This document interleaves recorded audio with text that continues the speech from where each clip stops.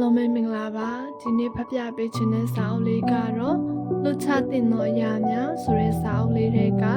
စာရေးဆရာအေးသားဆဲရေးတဲ့မိမိဖြစ်ခြင်းကိုဂုဏ်ယူပါဆိုတဲ့ခေါင်းစဉ်လေးကိုဖတ်ပြပေးခြင်းပါတယ်လူမြည်ဒီကခရစ်တော်၌ရှိလျင်အသစ်ပြုပြင်သောတတဝါဖြစ်၏ဟောင်းသောအရာတို့သည်ပြောင်းလဲ၍ခက်သိမ်းသောအရာတို့သည်အသစ်ဖြစ်ကြပြီနှစ်ကောခန်းချင်းကခန်းငယ်စက္ခုလူတိုင်းဖိအားတွေကိုနေ့စဉ်ရင်ဆိုင်နေရနိုင်ပါတယ်ဖိအားတွေအောင်မြင်ကျော်လွှားနိုင်ဖို့တိုက်ပွဲဝင်နေရတဲ့သူတွေဖြစ်တဲ့ဖိအားတိုက်ပွဲဝင်ရသလိုအသွေးအသားဆန္ဒအဖြစ်လည်းတိုက်ပွဲဝင်နေရကြပါတယ်လူတိုင်းမှာမတူညီတဲ့လိုအပ်ချက်တတ်မှတ်မှုတွေရှိနေတာကြောင့်မတူညီသောဖိအားတိုက်ပွဲများစွာနဲ့နေ့စဉ်ရင်ဆိုင်ဆင်နွှဲနေသူများပါ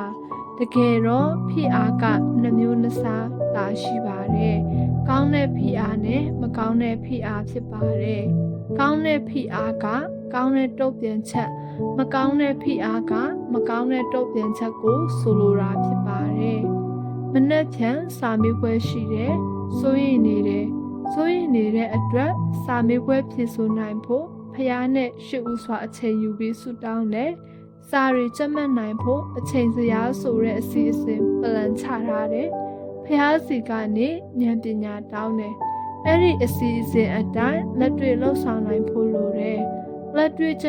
အကောင့်အထည်ဖို့လှုပ်ဆောင်တယ်ဆိုရင်တော့စာမေးပွဲကိုကောင်းမွန်စွာဖြေဆိုနိုင်မှာသိချတယ်။မဖြစ်နိုင်ဘူးဆိုတဲ့အတွေ့ဖိအားကိုထားခဲ့နိုင်မှသာကောင်းတဲ့ဖိအားကိုမိမိရဲ့နှလုံးသားထဲမှာဝင်ရောက်ခွင့်ပေးနိုင်မှာဖြစ်တယ်။ရေဘူးထဲမှာအသစ်သောရေအသစ်သောအရာထည့်နိုင်ဖို့ရေဘူးကဗလာဖြစ်ဖို့လိုတယ်။ဟောင်းတဲ့ရေဟောင်းတဲ့အတွေးတွေမိမိရဲ့ဖြစ်ခြင်းကိုဆွဲချစေမယ့်အရာတွေကိုလွတ်ချတတ်ရမယ်။လွတ်ချနိုင်တဲ့အစွမ်းပါဝါရှိရမယ်။မိမိမှာမရှိသေးဘူးဆိုရင်ဖျားနဲ့နက်အချိန်ပေးပြီးစိတ်နှလုံးအကျွမ်းမဲ့တောင်းခံမှာကောင်းတဲ့ဖိအားကောင်းတဲ့အတွေ့အခေါ်ကကောင်းတဲ့အရာတွေကိုပဲစင်ချင်နှလုံးသွင်းပါတယ်ဖျားကကောင်းတဲ့အတွေ့ကောင်းတဲ့ဖိအားတွေကိုပဲပေးတဲ့ဖျားဖြစ်ပါတယ်မကောင်းတဲ့ဖိအားကဖျားစီကနေမလာဘူးစာရန်စီကလာတာဖြစ်တယ်မကောင်းတဲ့အတွေ့မကောင်းတဲ့ဖိအားကိုနေရာပေးတယ်မနဲ့ပြန်စာမေးပွဲရှိတယ်စိုးရိမ်နေတဲ့ဖိအားလည်းရှိတယ်။စာမကြက်ဘူးစိုးရိမ်နေခြင်းကိုပဲဗဟိုပြုနေတယ်။ဖိဆိုပြောဆိုနေမယ်ဆိုရင်လက်တွေ့အကောင့်ထဲဖို့အဆင့်ကိုရောက်နေမှာမဟုတ်ပါ။အဲ့ဒီအတွက်ကြောင့်စာမေးပွဲကိုဖြေဆိုနိုင်မှာမဟုတ်ပါ။ဖျားကကောင်းတဲ့အတွေ့ကောင်းတဲ့ဖိအားကိုပဲပေးတဲ့ဖျားဖြစ်တယ်။မိမိရဲ့ဖြစ်ခြင်းကိုလေးလေးနက်နက်တန်ဖိုးထားဖို့လိုလားတဲ့ဖျားဖြစ်တယ်။စေတနာခက်ခဲမှုမတရားမှုစိန်ခေါ်မှုတွေကို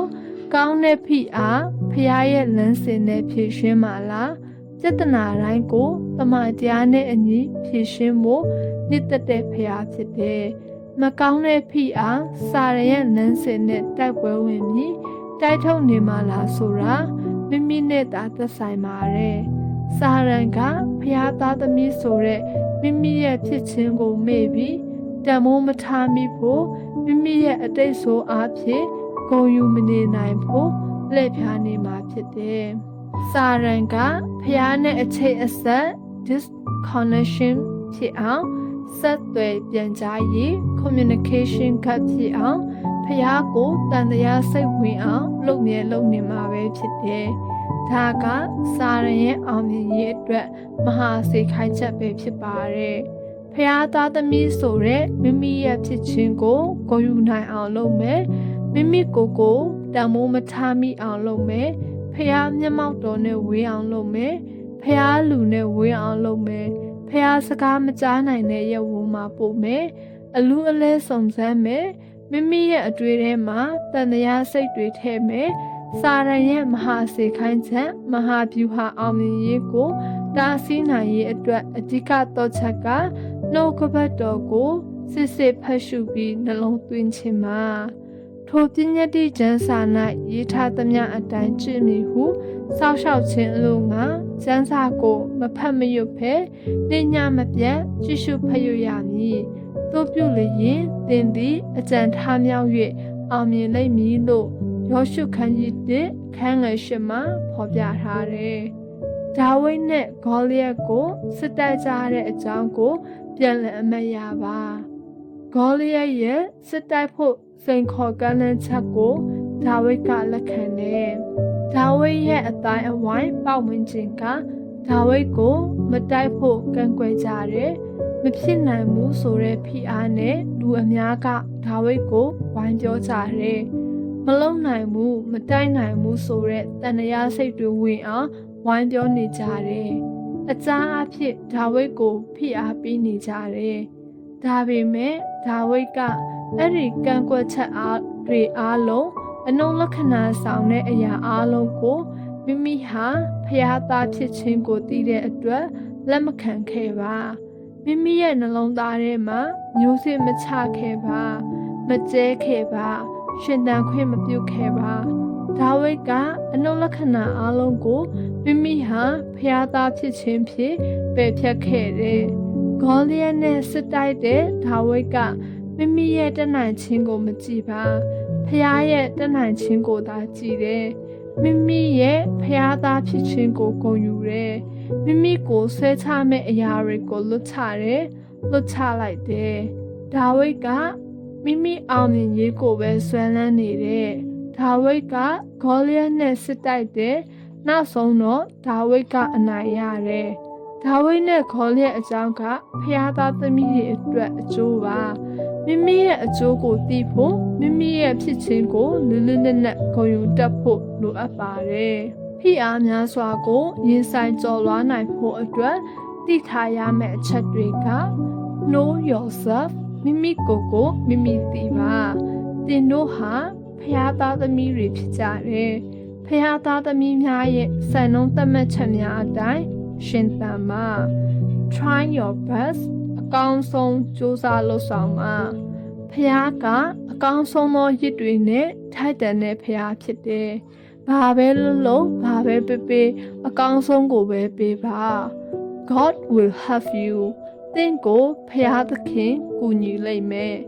မိမိလှုပ်ဆောင်ရမယ့်အရာတွေကိုဖျားသခင်ထံရှေ့ဦးစွာအနံပါ